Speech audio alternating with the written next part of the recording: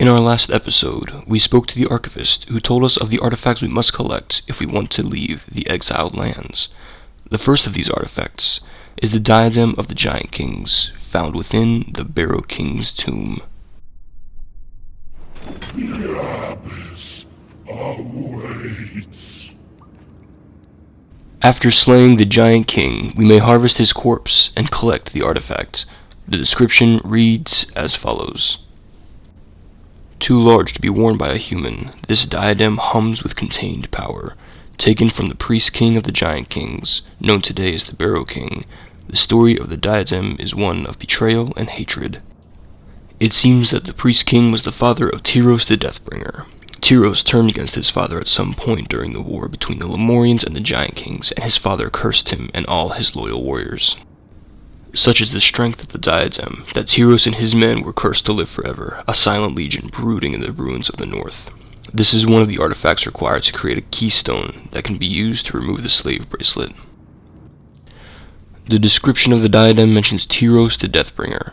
This man is mentioned by numerous people, and his name is the stuff of legend. But who is Tyros, and what has he become? To find this out, we must first head to the arena, buried in sand, and listen to the lore stone within.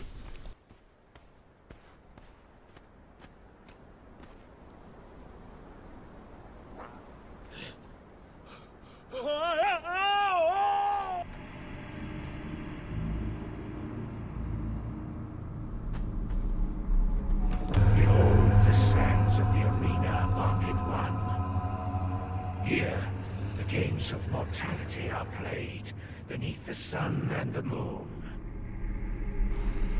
Your people are puzzling to a slave. Once, we set a group of them to fight one another. And they sat in the sand and refused to fight, even though they knew that our retribution would be swift and merciless. Another time, one of them fought and killed a dragon single-handedly. You are spared the fighting, slave. Your job will be cleaning up what is left after the battle. The man who the lore stone mentions slayed a dragon was none other than Tyros himself. The archivist told us of how Tyros slayed the dragon and wept at its defeat.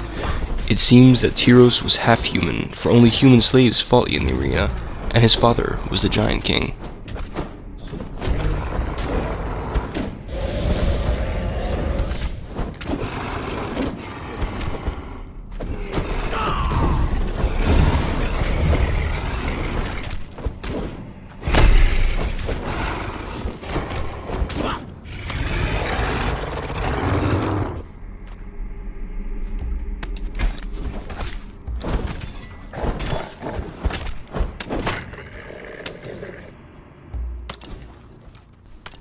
After killing the dragon ourselves, we can subdue the urge to weep and harvest its corpse.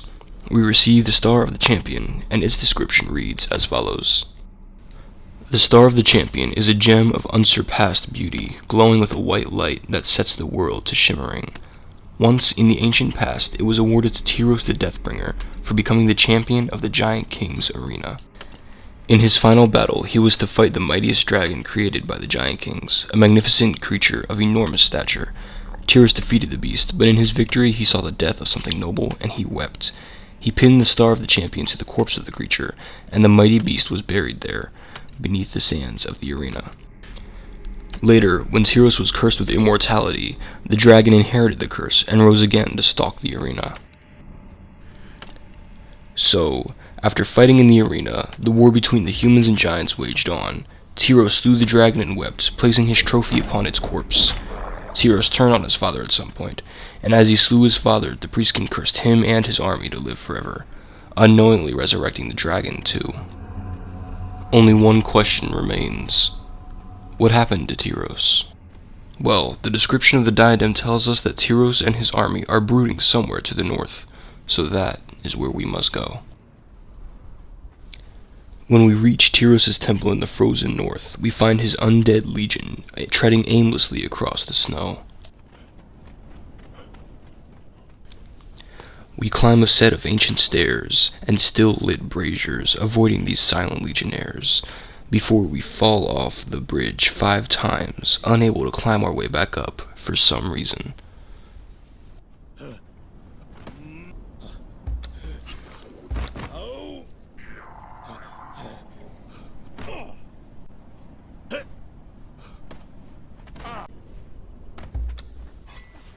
When we finally get ourselves back up, we can slay some of Tyros' army before entering the Black Keep to confront Tyros himself.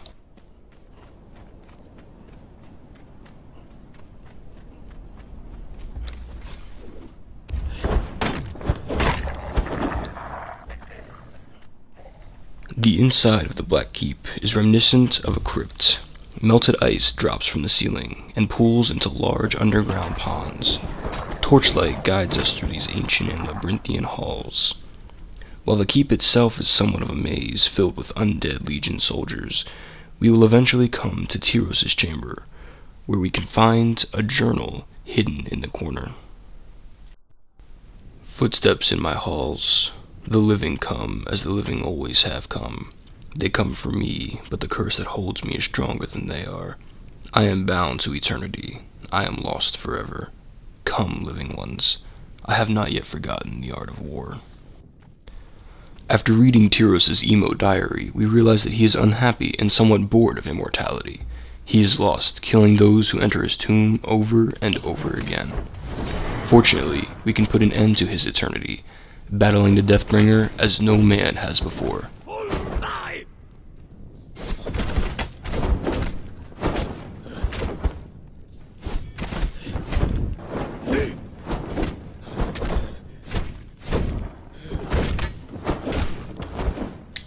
After we slay him, we can harvest his corpse and receive the heart of the Kinscourge and the tears of 2 races.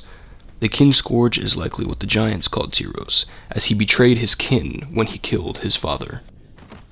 The tears of the 2 races description reads as follows.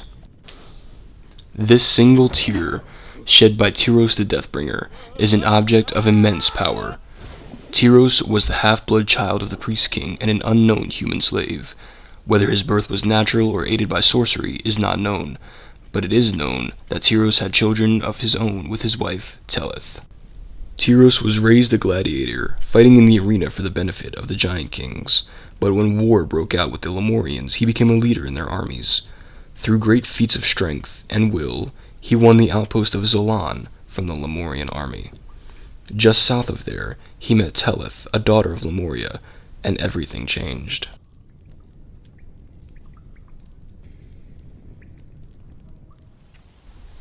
So now we know the story of the fall of the Giant King and Tyros the Deathbringer, a gladiator half-breed who slew his own father and who was cursed with immortality. Now we must look to the east, toward the ancient Lemurian outpost of Zolan.